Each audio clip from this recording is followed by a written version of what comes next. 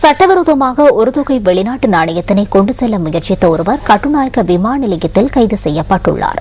தற்போது அவரிடம் விசாரணைகள் முன்னெடுக்கப்பட்டு வருவதாக விமான நிலைய சுங்க பணிப்பாளரும் ஊடக பேச்சாளருமான லெஸ்லி காமினி குறிப்பிட்டார்.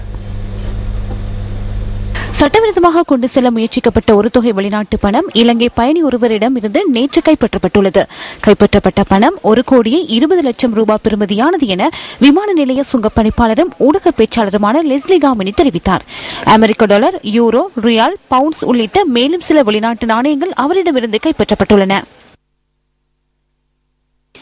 இதேவேளை போலி நாணயங்களை அச்சிடும் நடவடிக்கையில் ஈடுபட்ட 4 வயாங்குட தங்விலான பகுதியில் கைது செய்யப்பட்டுள்ளனர். தமக்கு கிடைத்த தகவல் ஒன்றுக்கு அமைய மேற்கொள்ளப்பட்ட சுற்றி வளைப்பின் போது சந்தேக நபர்கள் கைது செய்யப்பட்டுள்ளதாக வெளிச்சூடக பிரிவு குறிப்பிடுகின்றது. சந்தேக நபர்களிடமிருந்து 3000 ரூபாய் போலி நாணயங்களும் அவற்றை அச்சிடுவதற்கு பயன்படுத்தப்பட்ட கடதாசி உள்ளிட்ட சில உபகரணங்களும் போலீசாரினால் கைப்பற்றப்பட்டுள்ளன.